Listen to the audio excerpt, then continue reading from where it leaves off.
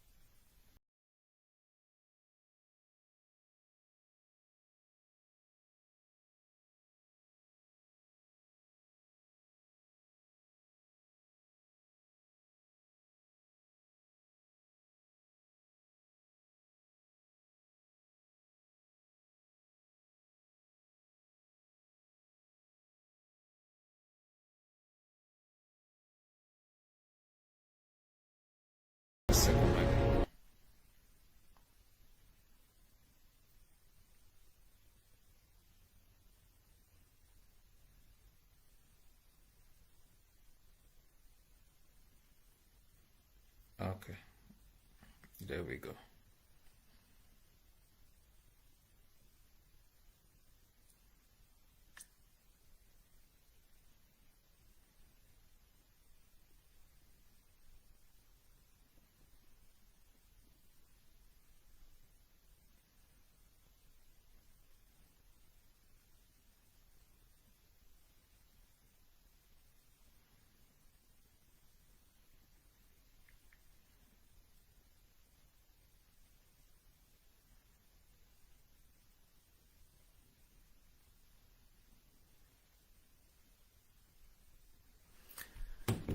All money place day. Shake, shake, day. Today we are talking to the great people of Manyu. And I hope these things are all stated well. Yeah.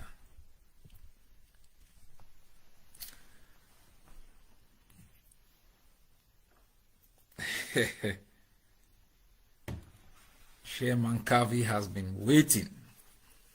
All right, my fellow Ambazonians, my fellow people of the great nation,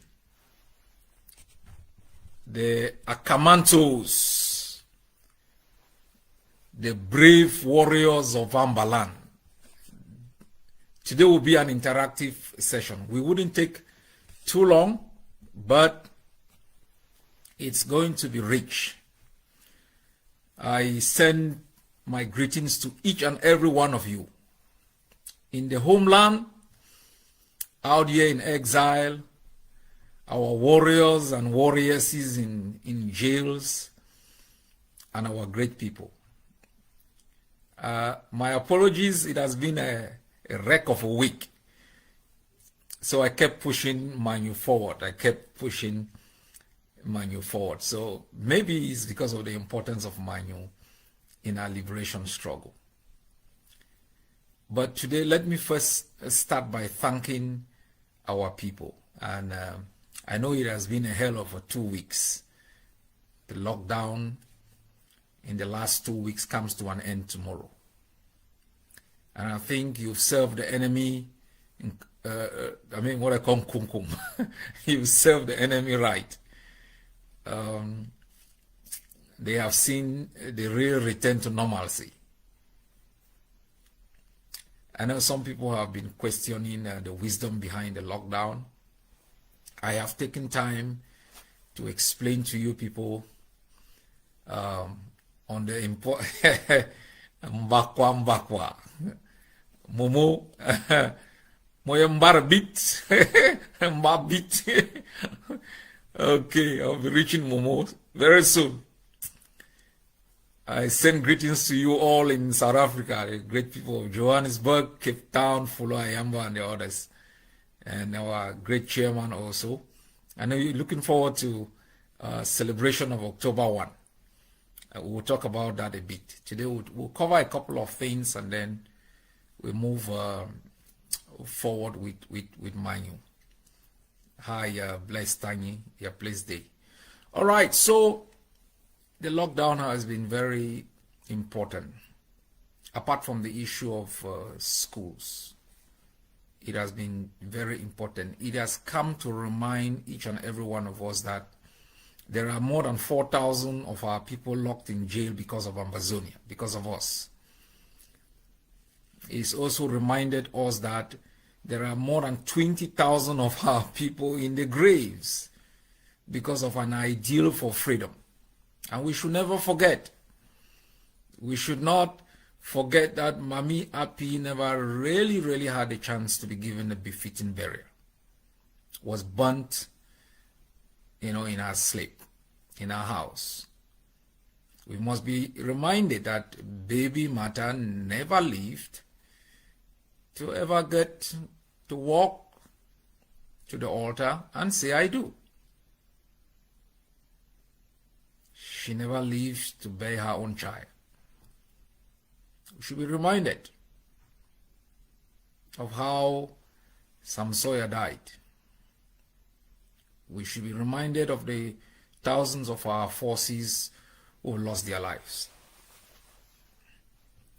And I don't know what you think, but for me, every day is Amba. Until death or freedom, every day is Amba. I cannot betray those who have died. I cannot betray the sacrifices of those whose liberty has been taken away from them. I cannot betray the thousands of our people who've lost their homes because we told them this ideal of freedom was sacrosanct. I cannot sit back and pursue my own path, forgetting the millions who don't have a chance. It will be a travesty. It will be an affront of my generation and the generation behind me if one day I even think, even in my sleep, to spare 1 second without thinking about the freedom of Ambazonia. It is Ambazonia or death. And so the last 2 weeks has reminded us of our obligation to the common call for a freed homeland. The last 2 weeks has reminded us that there are thousands of men and women still carrying rifles. They have no school to go to, no clubs to go to, no beer parlors to sit in. They carry rifles in the name of Ambazonia to defend the flag, the territorial integrity, and the freedom of our people. We must, on a daily basis, remind ourselves of the reason why we live. An advisor of mine called me today and said, "Sick, you're a man boy." And I was laughing. So you're a man boy. And he said he's dedicated his life for Ambazonia. And he said to me, he's a self-styled tax hunter, going around and making sure that everyone paid their liberation tax.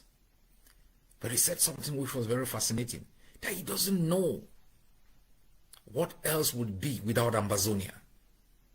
It will be a misery. For him, it is his hope. What other cause will he fight? To go to work and come back? Is that exactly the essence of your existence? So every day, wherever you are, whatever you are doing, remind yourselves of the thousands of people who have died because of Ambazonia. Remind yourselves of those who are in jail, living in squalor because of our homeland.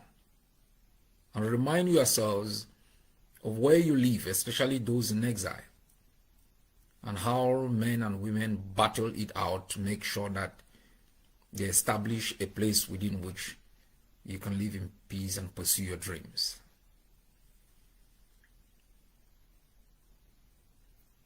But important to this lockdown was the foundation of our economic development, was the foundation of our value system. Whether tomorrow we exercise tolerance and compromise will be informed by the foundation of our education. Whether tomorrow we will learn to live together, work together, fight together, be free and go to jail together, will be informed by the foundation of our education. The kind of political system that we are going to establish and the kind of powers that we were going to give our executive, our legislatures, and our judiciary men and women will be informed. Will be informed by our foundation for education, of education.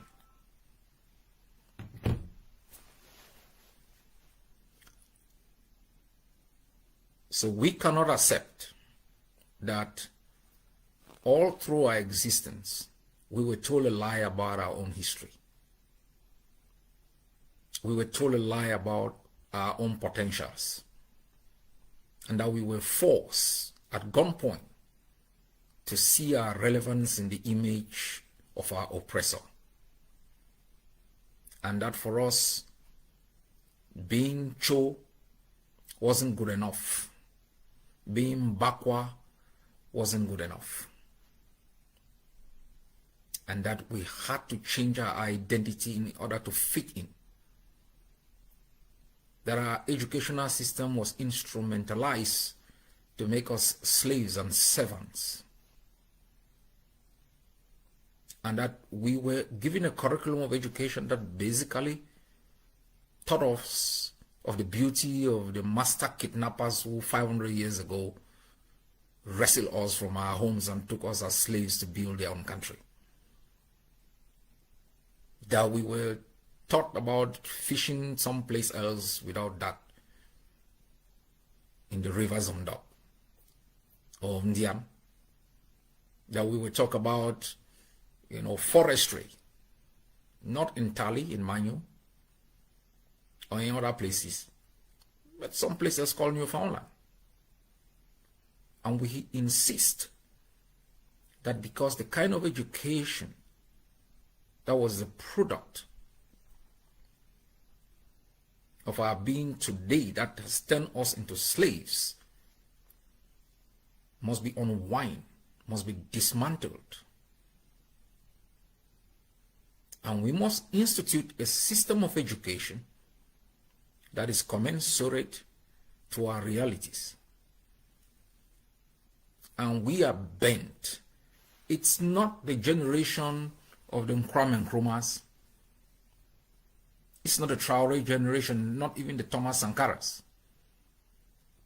We are a new generation, and we capture the notion of independence in a holistic manner, and we will dispense of it in a way that affects the lives of our people instantly in a positive way.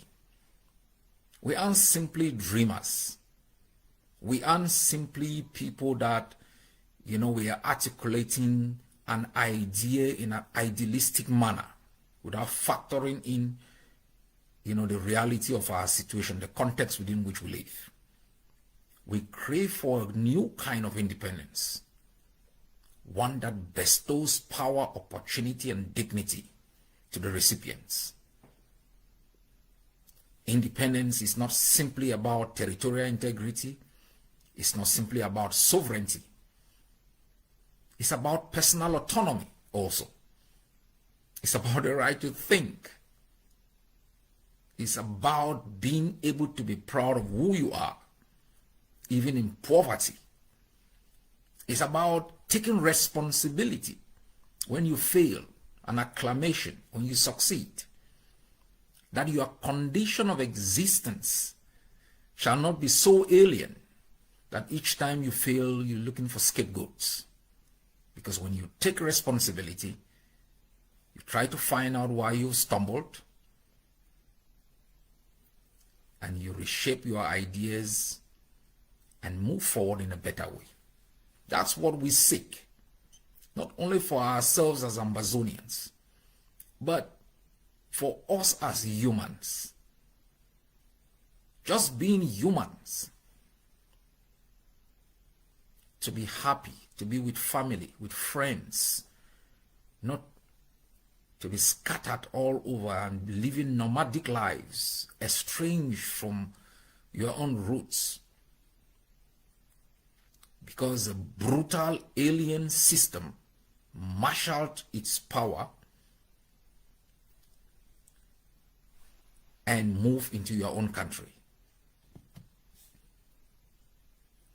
Just a moment, my people. There's, I think, too many windows open.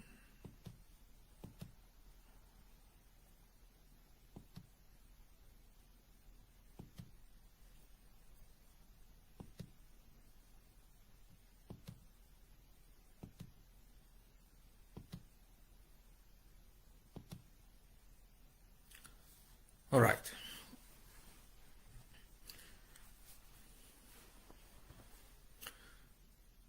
So, for us, this lockdown was also to remind the occupier your notion of normalcy on the dead bodies of our people, on unmarked graves of those we've kidnapped and disposed of,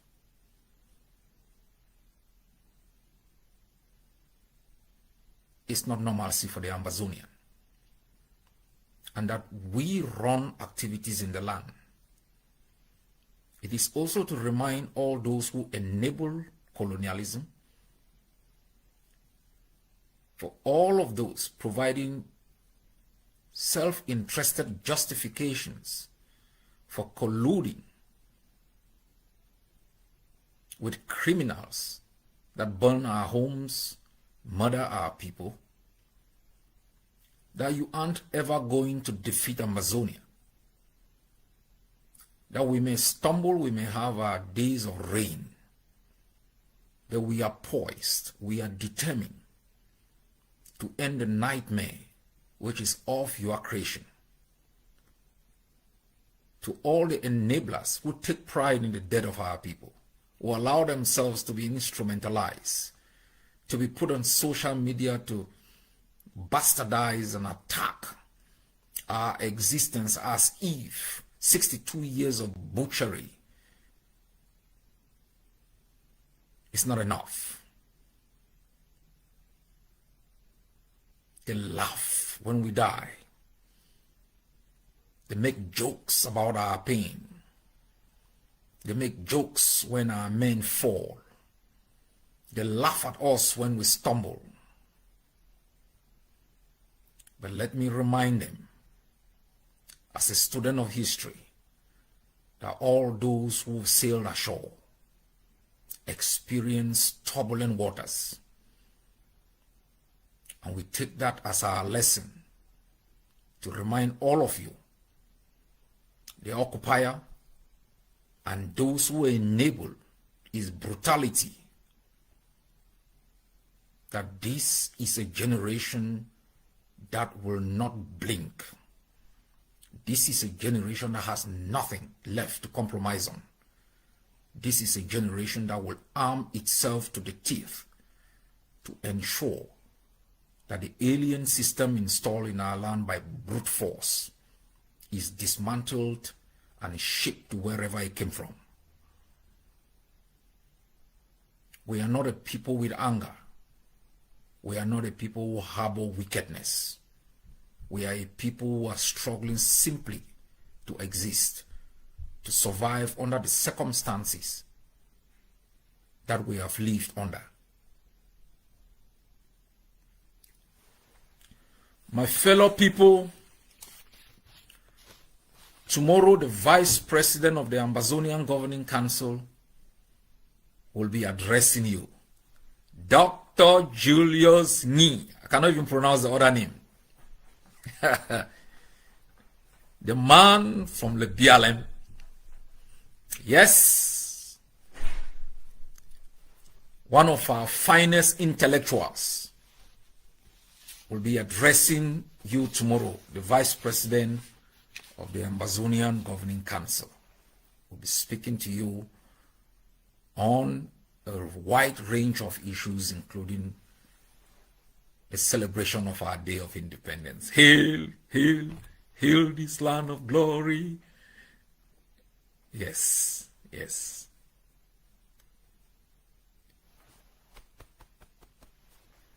So, in 17 days is our Day of Independence. And I want you to take pride in your day of independence. If you don't have a flag, get one. Get a flag. If you don't know how to sing the anthem, go learn how to sing the anthem. And if you have not paid your liberation tax, remind yourself of the sacred obligation to rededicate your life for our country. Every other thing, it's not going to make you happy.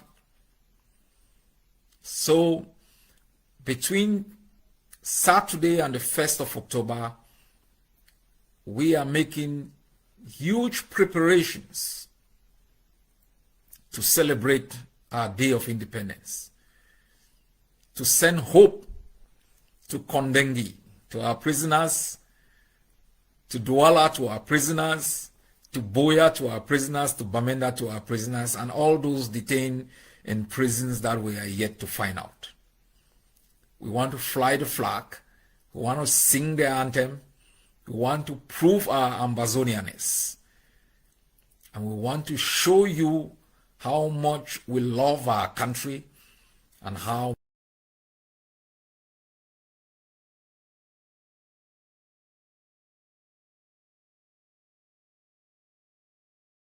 much we care about our people.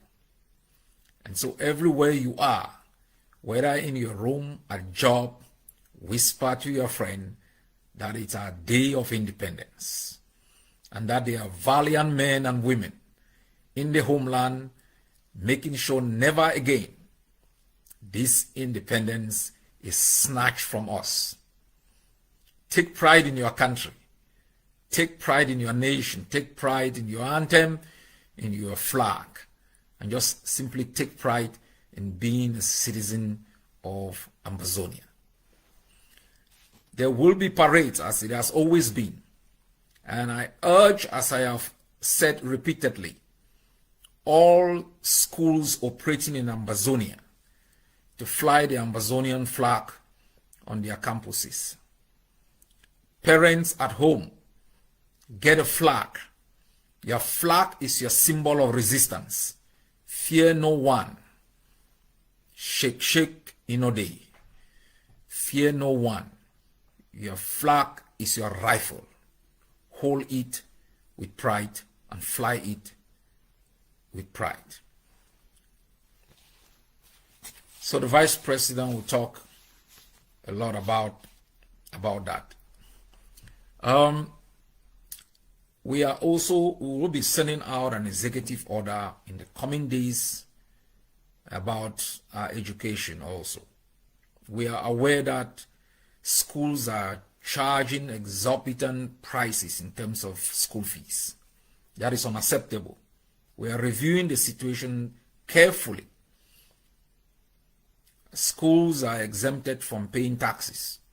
And if you are charging students from homes that are facing economic hardships, we will be considering taxing these schools. We'll be asking schools to reduce tuition fees, because we are also providing an alternative system of learning that can take teachers out of classrooms and put them in other areas where they can produce wealth. Our e-learning program is very important. I know that people have been asking how we're going to do with internet. Ambazonians have phones. They communicate widely. And we have the e-learning that gives you access to all forms of skills that you can acquire. There's IT skills, how to improve your skills, how to do a lot of things. And I encourage Ambazonians to sign up to our e-learning program and acquire skills. We all went to schools, acquired certificates, had no skills. And the Ambazonian Governing Council, through the Education Department and the Board of Education, is rolling out, massive programs that will help our children at different age ranges to acquire the skills that they need to survive within the neighborhood. This is the future. Out here is the same. Going to university is good, but with a 6-month skill program, you acquire the knowledge to earn a lot. We have within the Ambazonian Governing Council, the Vice President of the Ambazonian Governing Council is providing skills in IT. You have the Secretary for Human Rights and Humanitarian Affairs is also providing skills in cybersecurity. And so you must understand the way that the world is moving. All this sitting in classrooms for 15 years, getting general knowledge and getting out of there and sharing a pair of shoes with your dad is becoming outdated. We must catch up. We must fit in to what is working. And I think the e-learning program that the Ambazonian Governing Council is offering, it's not only for Ambazonians in Ambazonia. Go on the e-learning site and you're going to find amazing programs that can be beneficial for your children. The future is our kids, and we parents, we must look at what our kids are learning. We have the tendency of always regurgitating the same nonsense that we were fed with, and then wonder 20 years after why our kids are on the same spot as we have been in the past 50 years. So there must be a change in the way we perceive the future. We must be revolutionary. We must be aggressive. The Ambazonian Governing Council, through different networks of skill providers, has also been offering AGovCs different IT skills through which they can improve in their wealth, they can be able to support the struggle, and they can be able also to support their families in a meaningful way. The Ambazonian Governing Council is not simply talking about independence in its abstract.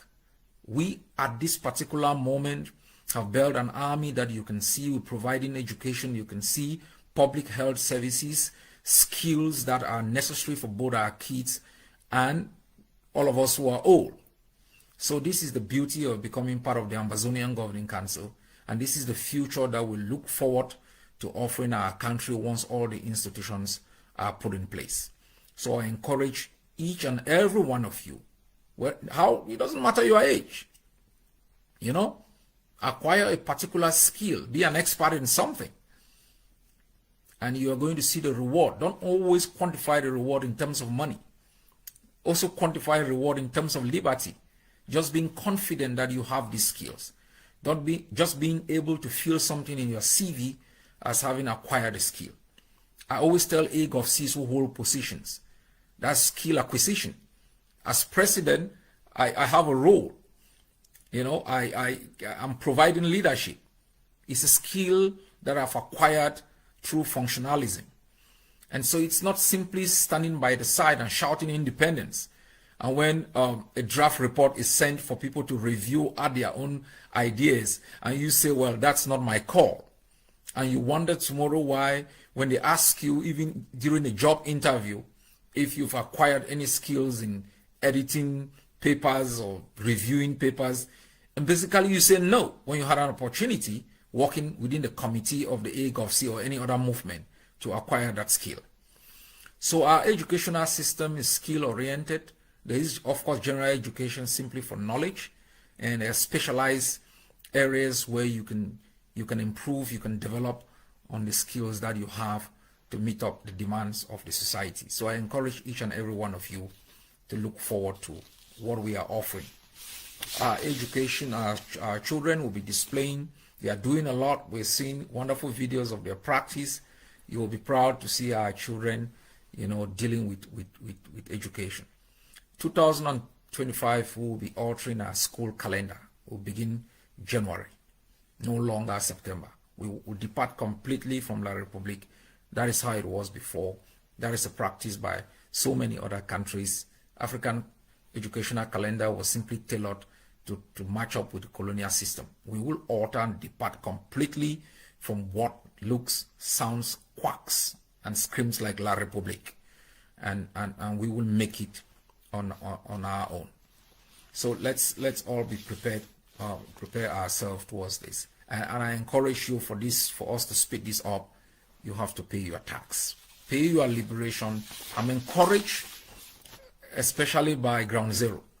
Yes, I'm encouraged by what our people are doing. They are asking. I was listening to an audio from a lady. How can I pay my tax? Will I be issued a receipt? And will there be any proof? And we said, yes, you would be issued a receipt. It's not only a receipt. It's emblematic. It's captivating. It's powerful. It's a statement of intent. Once you receive your certificate of payment, and you can enlarge it, you frame it, you put it on your wall as a badge of honor. And I tell you, some years down the line, the prisoners who will be freed will be proud of you. Those from exile who return home will know they did so because of you. Ambazonia is... First, let me thank the people of Manyu. They say charity begins at home, right?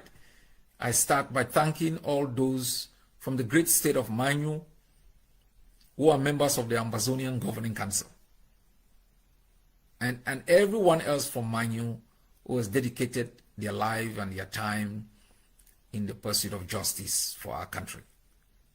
I thank especially my staffs from the Secretary of State, Larry Ayamba, Secretary General of the ADF, Fula Ayamba, the spokesman, Aso Lucas, the HHS, and all others who have, from the great state of Manyu, provided service to my leadership. I thank you all, and I also thank the wife of the HHS, who also been very instrumental in what he's been able to do. So today we want to talk about the great state of Manyu. As I said the other day, I also send special greetings to the Boki people, all the villages of Boki, and I thank the chiefs of Dadi, the people of Dadi, who received me and received our forces and provided their land for our forces to be trained. And from there, they spread all over Ambazonia, where they train others, and they have been fighting for the past 7 years, thanks to the hospitality, to the support that was given them by the people of the great state of Manyu. For this, as I promised the chief of Dadi when he handed me a book, I said, I will come back, God willing, to plant the independence stone right here in Dadi in honor of the sacrifices that you people have made for our forces, the strain that you people went through, the torment thereafter when Dadi was attacked by the enemy. I will never forget where the foundation stone for self-defense, which I pioneered. And here we are today, 7 years across the state of Ambazonia. There are more than a dozen well-armed defense groups who are raising the flag, defending the homeland, enforcing lockdown, thanks to the determination, thanks to the strength and conviction in the belief of a strategy that could herald in a new dawn for our country and undo the disgrace and humiliation of 62 years.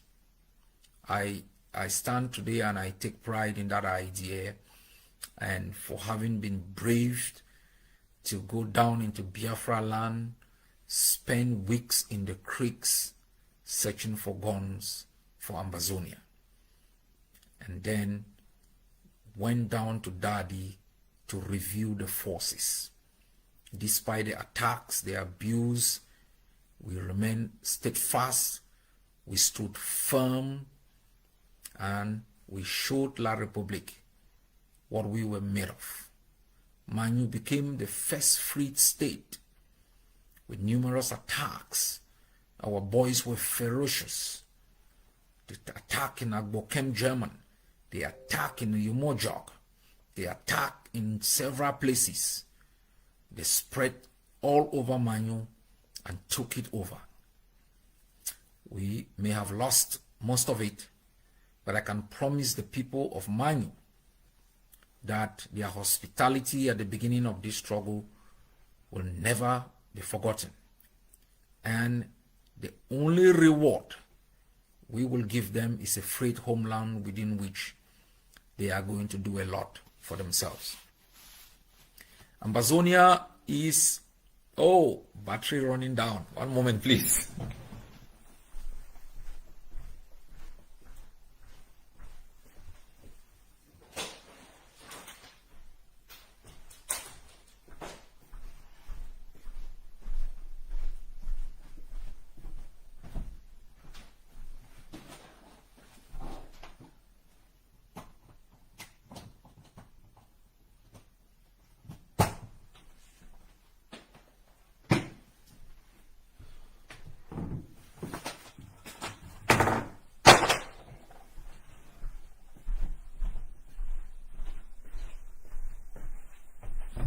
Okay, sorry. You shouldn't mind me. I told you people the last time I will need a lot of staffs. I hope this thing is here. Okay. No. You put it on.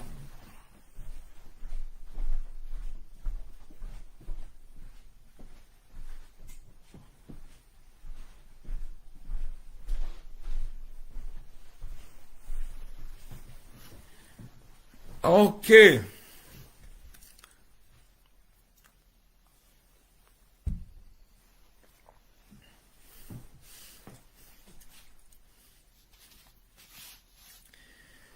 Okay. My people, my people. Before I get into Manyu, I sent out a statement 2 days ago about the Canada conference, and we will be sending out a comprehensive statement on why we will not be taking part. But I also want you to remain confident that my leadership will be focused on the liberation and will always do my utmost to build the kind of effective relationships that can take us forward. There has been a lot of distraction in our struggle. Yeah, and we have to bypass that distraction. The times we've made progress has been the times when we've been very focused on the strategy. And every time we are making progress, a group of people interested in political power, you know, they institute a distraction. In November last year, I proposed the All-Ambazonian Conference for us to build from the Canada talks and mobilize resources to fund Ground Zero. And those people who are not doing the fighting, they were scared that if we raise funds, it would benefit those who have forces on the ground. They didn't care about how it is going to impact the enemy.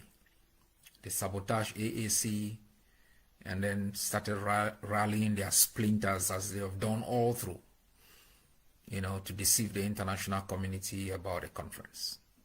My people, I know you've always asked for collaboration and unity. We must get it right. We are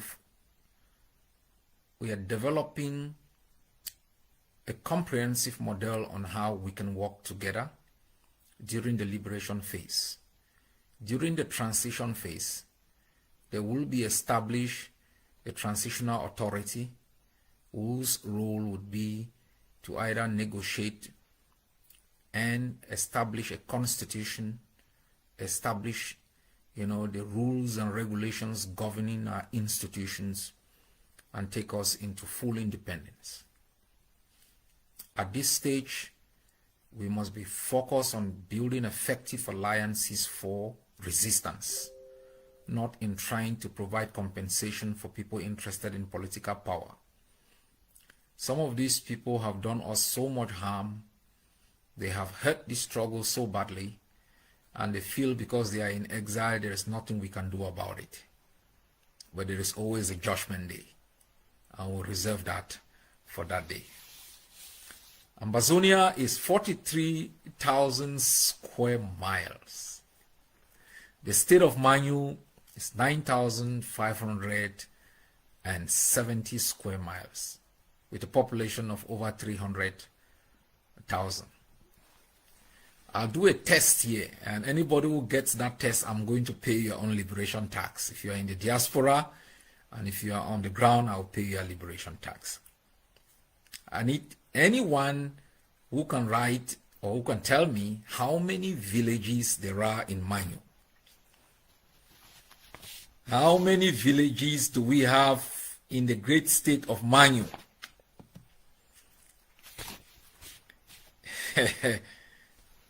You'll be shocked.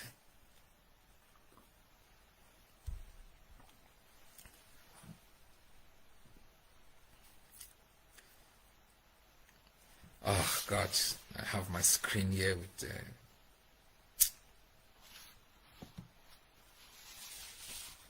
yes, my admin sec Kecha, kecha. Independence means independence. Yes, it means independence. It doesn't.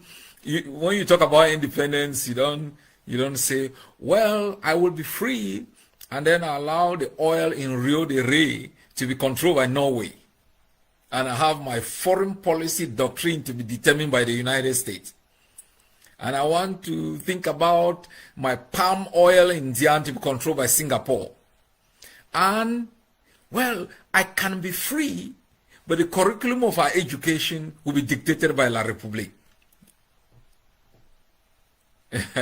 It doesn't work that way. It doesn't work that way.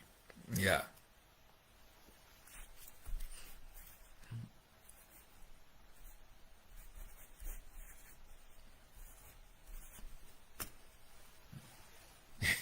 I'm following the result. Who is it? Who is this? 234. I don't know. No. What's your name? OGC, the OGC. Your place the MOF. V2M. 234? No. My data doesn't show that. No, 17. No, I maybe get it wrong.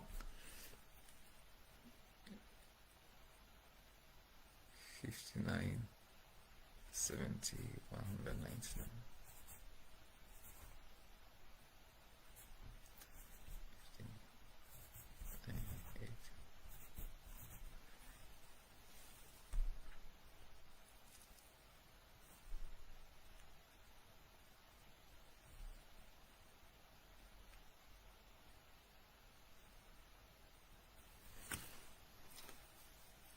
Chairman Kavi, that's wrong. Wrong. You see? Andrew, Comrade Andrew, no. 306, no. V2M, now, come on. How could you go from 100 and something to 93? Know thy country. Know thy country. Tell me how many villages are there in Manyu? Orogotang! Where's my Fula Ayamba SS? Oh, Brenda Kasper. Doc? 48. Somebody's getting close. Algo Mas, you are getting very close. You are getting very close. Chairman Kavi, this is, I know you people in SAW, you like guesswork. Yes. No, we'll be providing it. We are all learning. Did I know? I didn't know.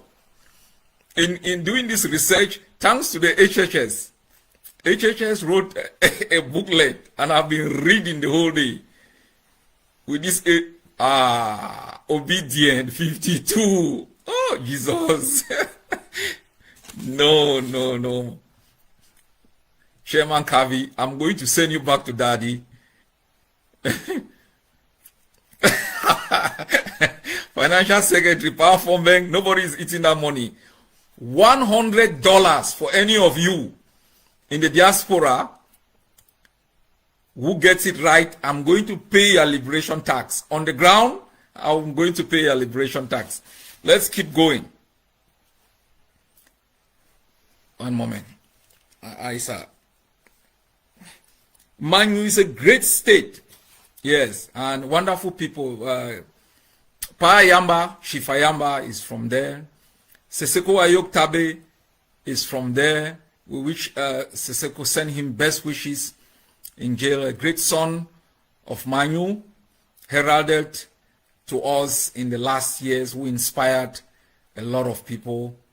We salute you, and we salute all of your people. Chairman Norway, 233. I mean, Okonkwo. Okonkwo says 49. All of you, if you played, I was thinking that people play lottery and get a win.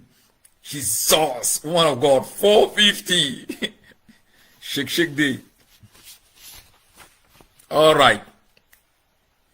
Manyu has been of historical significance in the history of Ambazonia, but I'll leave that. I want to talk about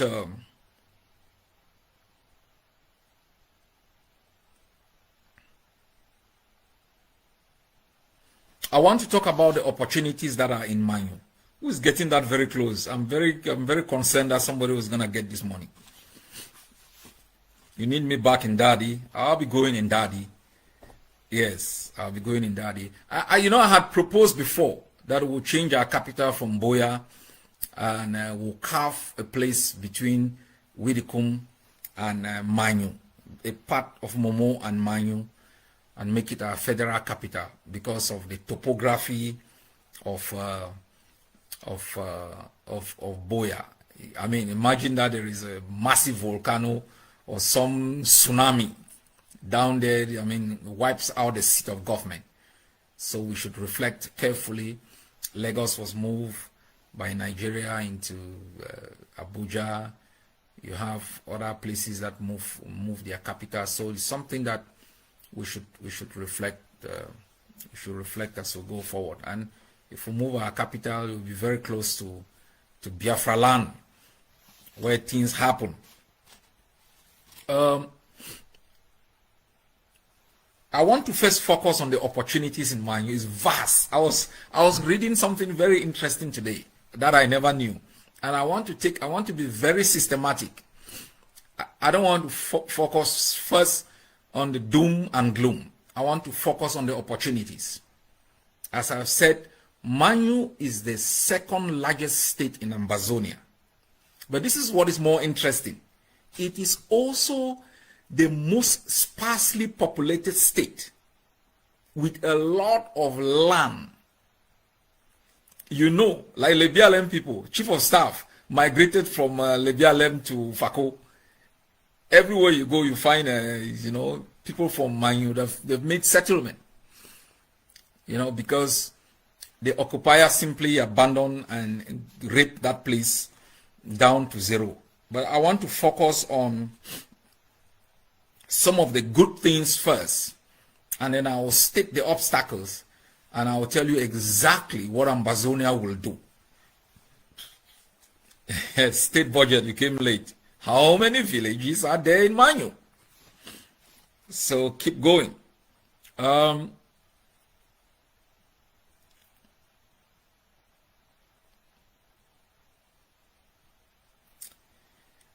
When we talk about land, the other day I stated the 3 factors of production that are very critical for us Ambazonians. Land, labor, capital.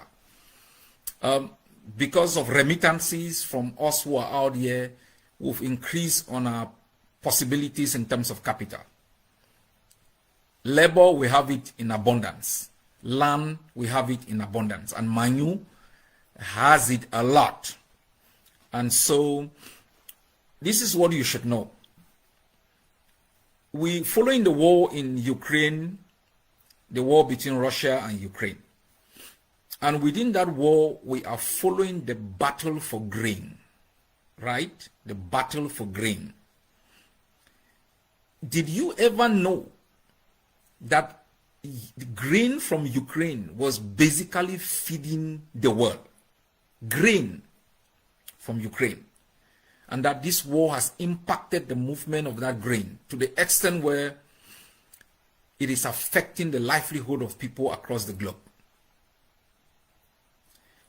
I spoke the other day about palm oil, and that the budget of La République is about 6 billion with a population of 22 million, while palm oil production in Singapore lands Singapore in its treasury 12 billion with a population of just about 5 million. And a couple of years back, Singapore had virtually no palm oil industry. It got all from West Africa, and is now one of the biggest exporters of palm oil. That tells you the importance of agriculture, which has been neglected, or at least exists in forms of subsistence. Out here, farmers are one of the richest persons. The richest person in Norway is a farmer. Pig farming and other forms of farming. And then opening chains of hotels and expanding. Manyu alone could feed Ambazonia and parts of Africa. And with things that you will not imagine. I know where your brain is focused. Arrow, right? Who doesn't like arrow? We have one of our commanders, they call him Betatin. When he speaks to me, he says, Pa, who not like Betatin? Who doesn't like arrow? For all of us who live in Victoria, you remember the guy called Abanda? Where he serves you a bit of arrow, you use little quantity of arrow. You know, you negotiate a block. You know your own block. This waterfufu. Oh, Jesus. Amber should be free. You use small arrow from Abanda. You negotiate a block. Yes. So this is how this is the beauty of our land we take for granted. Now when we are in exile, you go for occasions. Oh, I need waterfufu and arrow, right? You take it and you have all sort of stuff. Grain from Ukraine. Go to the United States, in a state like Texas, where farming plays a very, very big role. Corn from Texas is used in multiple ways. Over 800 billion US dollars made from that. Corn.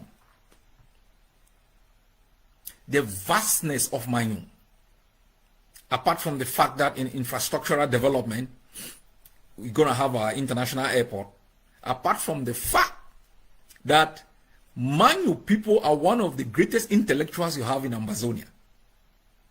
Very smart people, highly educated.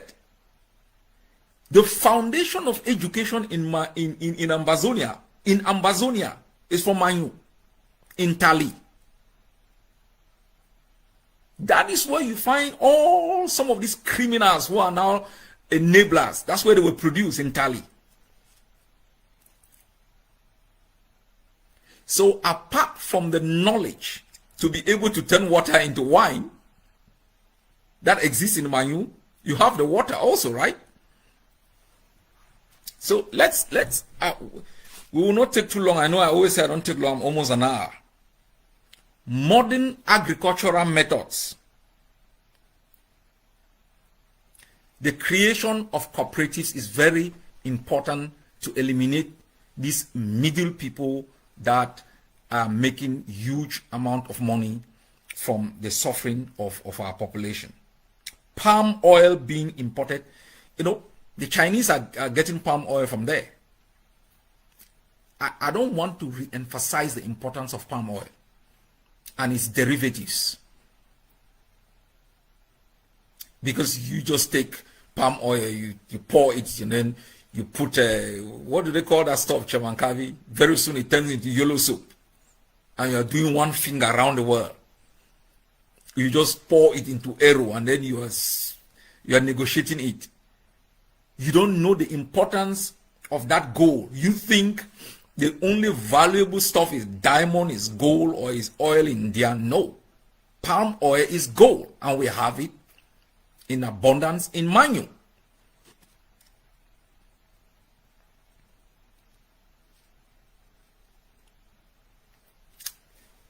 And with the existence of palm oil, you are talking about soap, the production of setting up of a soap factory, because the derivatives of palm oil can be used in the production of soap. And that's not all.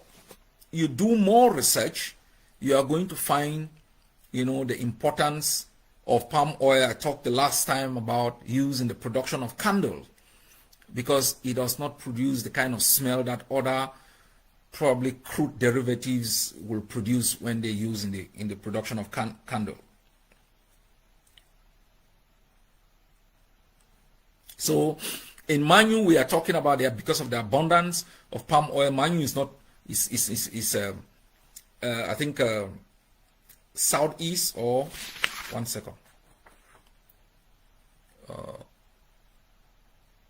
I'm trying to refer where Lebialem is with respect to Manyu. I'll check that. I put it to you. So if you linked up with Lebiale, massive production, creation of palm oil factories, soap factories, those are things that, don't forget, migration from Manyu into other places is because of the absence of opportunities. The opportunities that exist have not been exploited. So massive movement of people. Don't forget, from the data that I'm presented, almost 30% also of people from Manyu are illiterate. That explains, when I'll give the answer on the data on the number of villages, you will realize that during the rainy season, Manyu is basically cut off. Basically cut off. I talked about sparsely populated areas, far off villages, no education, no roads, no opportunities. So even if they plow their fields, there's nothing. Once I release these opportunities, I'll tell you exactly how the enemy has exacerbated these things, and we will be able to find out what exactly we will do when we get our land back.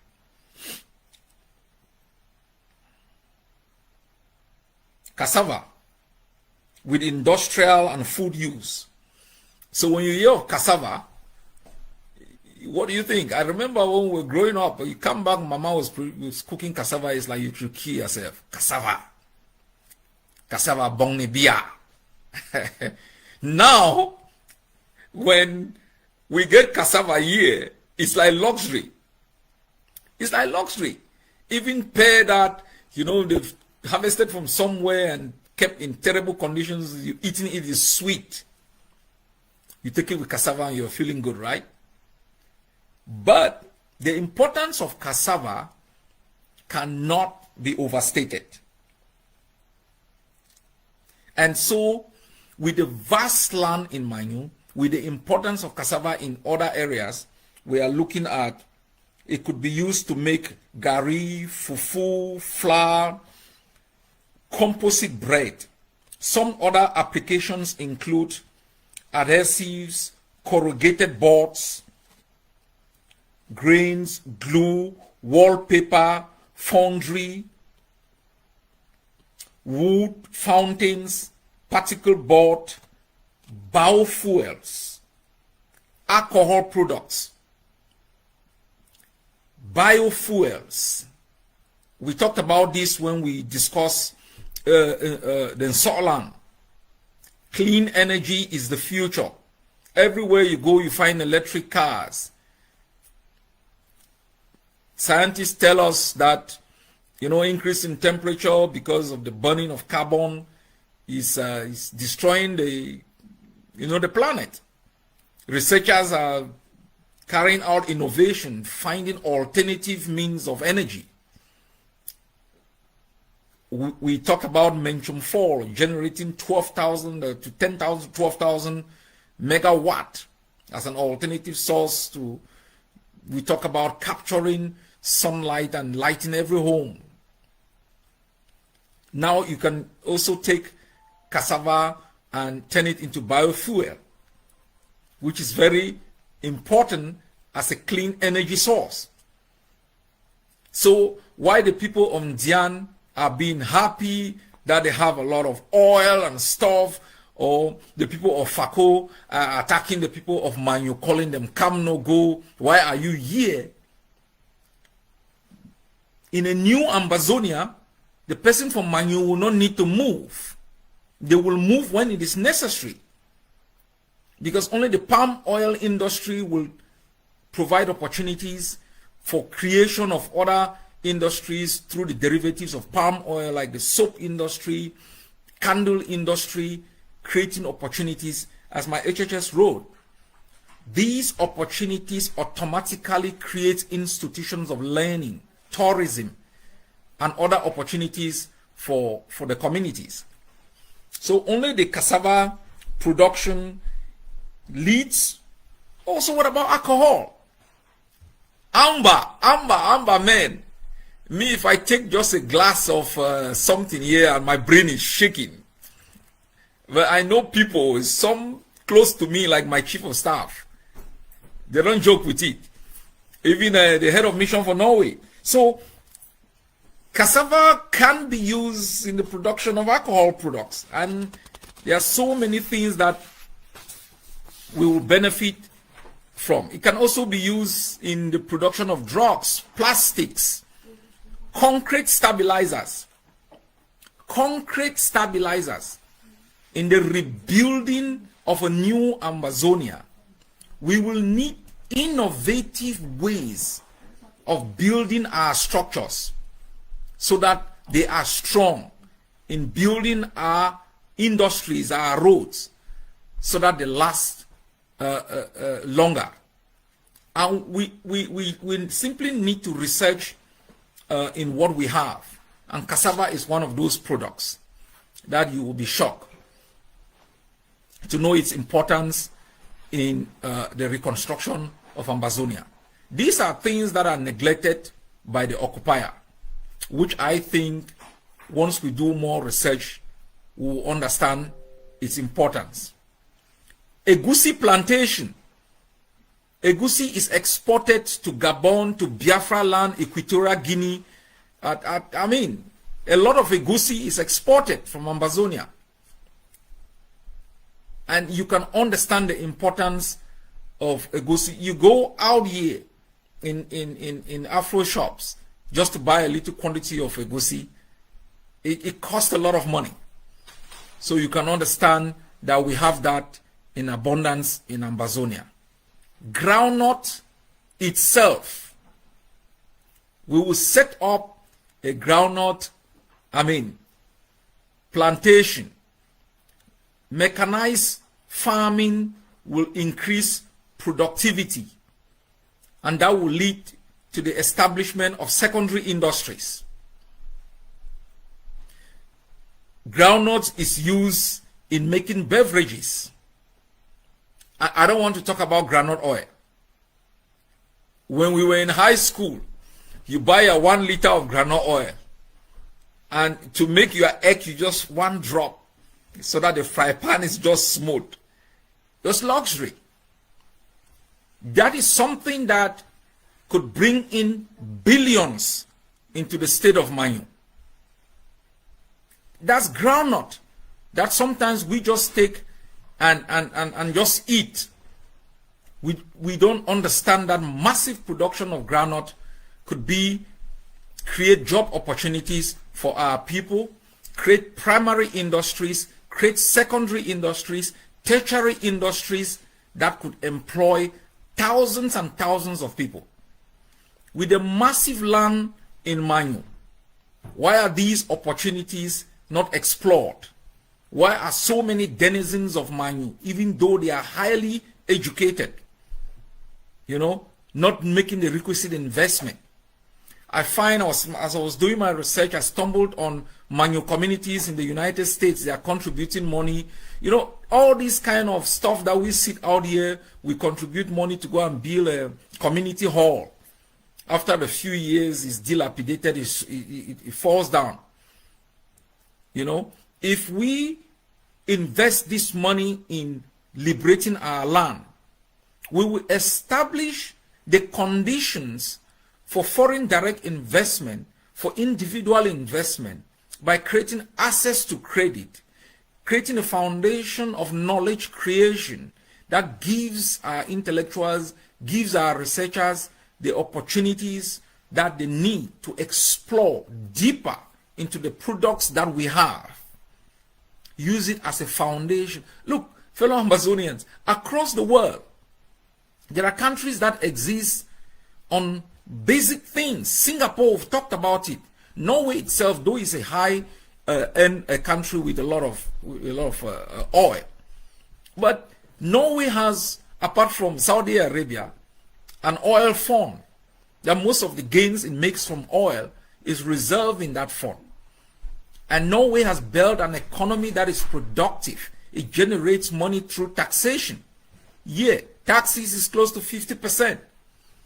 Because you pay a normal income tax, and then your VAT is almost 25%. The other day, I jumped into a shop, a small bar of chewing gum that was about $1.5 had moved to $2. And in that $2, there is a VAT of 25% that goes into the municipality. These opportunities and the foundation of a country is not only in these opportunities, it is what these opportunities create. Because without the industries, there is no productivity. Without productivity, there is no creation of wealth and opportunity. Without the creation of wealth and opportunity, people move away to other places to find those opportunities. And then you find a vast land like Manyu with its potentials laid waste. And I'll tell you about those who are thriving in there, who are making it big in there.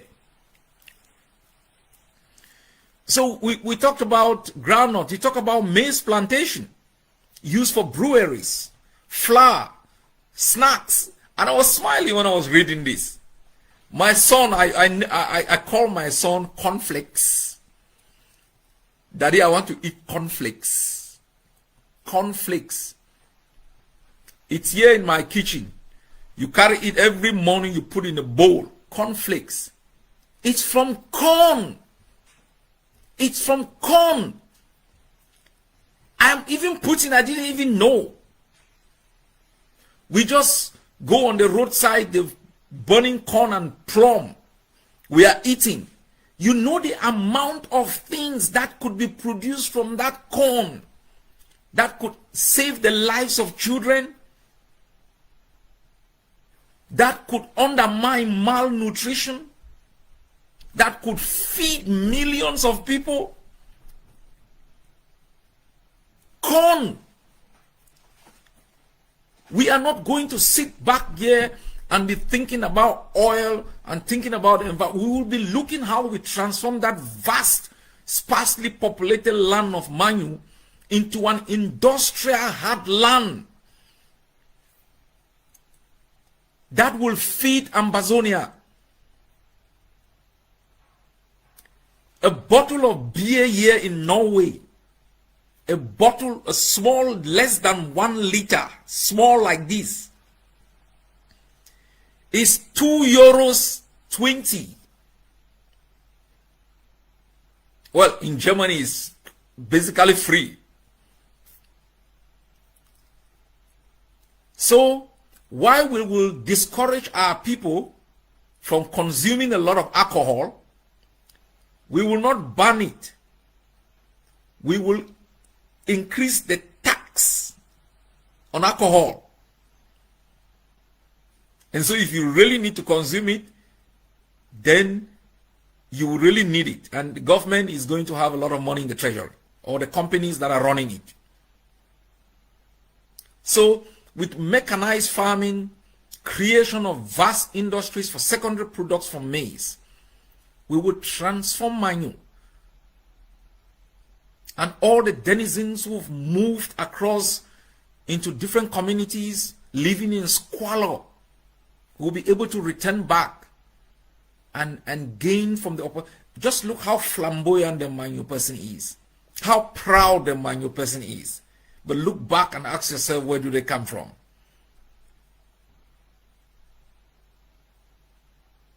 It's a shame. Sugarcane plantation. Yes, I said it. Sugarcane plantation.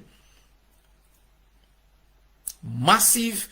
You don't need one of the greatest, income possibilities in Brazil is sugarcane. And it's not only for you to, to take and use your canine teeth to slice it open and then go into the juicy part and suck it. It's not only also important for the production of sugar. Sugarcane is one of the products used in the production of biofuels. How many are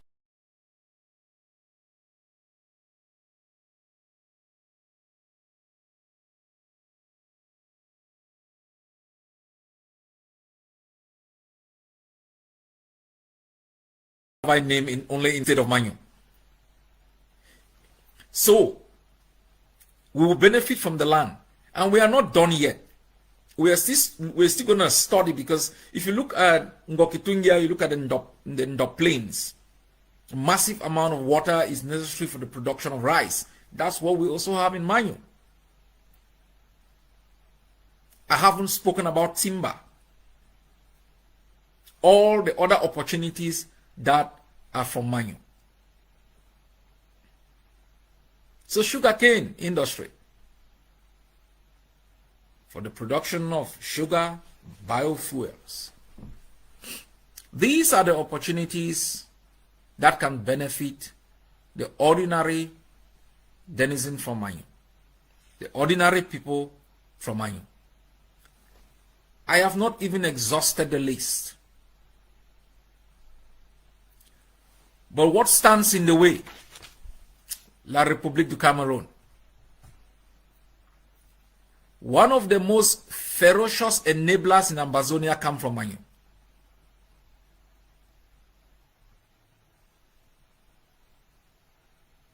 One of the greatest opportunists in our struggle, they come also from Manyu. Flip-flop. Why? Because the enemy has abandoned the place to the beast.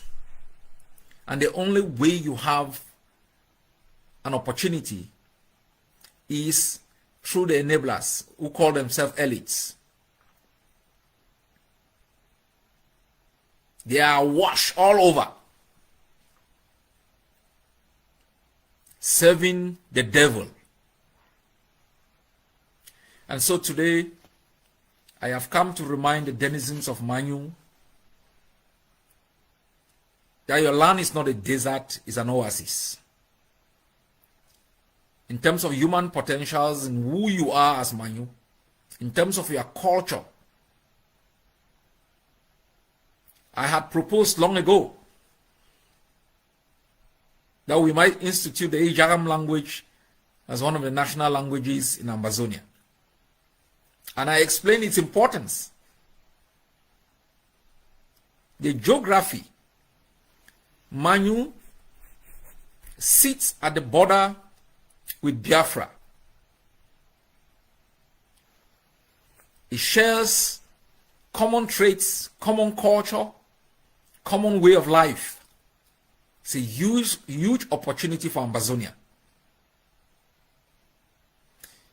If you look at most countries, whether it's Switzerland, whether it's Germany, borderline states or cities have connections with the other country.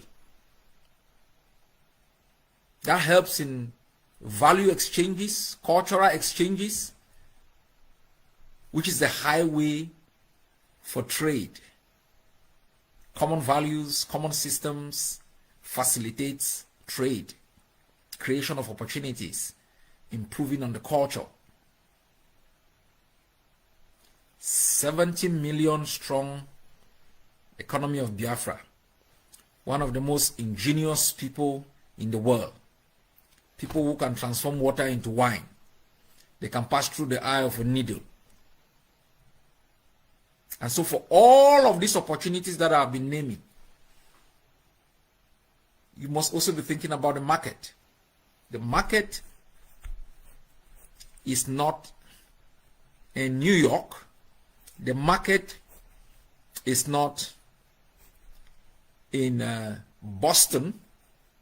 It is not in Oslo. The market is there in Calabar, in Ikom, in Enugu. So the amount of wealth that is generated in Biafra, the amount of opportunities that is generated in Manyu. What do you think happens when wealth meets products? Things happen. It creates a vibrant economy. It has a multiplier effect. So we're building one of the biggest highway from Mamfe straight into Enugu.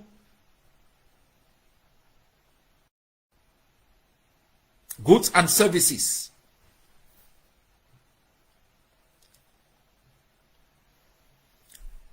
So you cannot allow yourself to be reduced to extant communities uprooted from your own homeland by a brutal enemy using fascist enablers who feed you with crumbs from the table.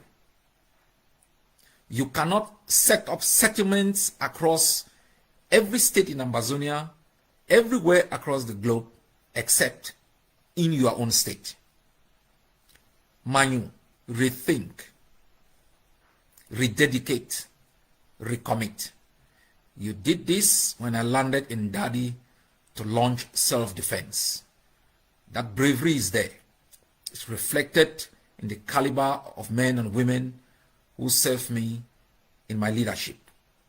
And I think together, if we put our hands together, we put our minds together, we put our heads together, we are not only going to transform Ambazonia, but we are going to do it state by state. And it wouldn't take long for us to be proud when we look back and think about how far we have come. My people, it's possible. It's there.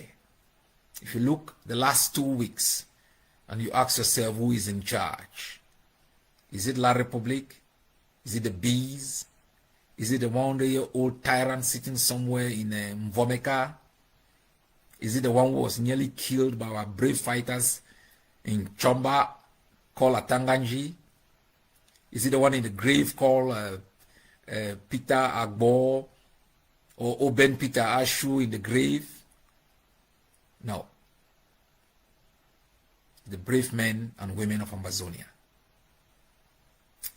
I thank you all for being my guest on this lofty journey in knowing Ambazonia, and understanding why you fight, and why it's important for us to sacrifice more.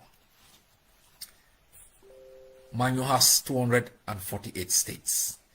If you got it, reach out to my PS, the spokesperson, and I'm going to pay your liberation tax. Don't forget to sign up, pay your tax. You can be rest assured of what we will do. God has already blessed each and every one of us. God bless Ambazonia. Happy Independence Day in advance. Looking forward to the next state. Good night.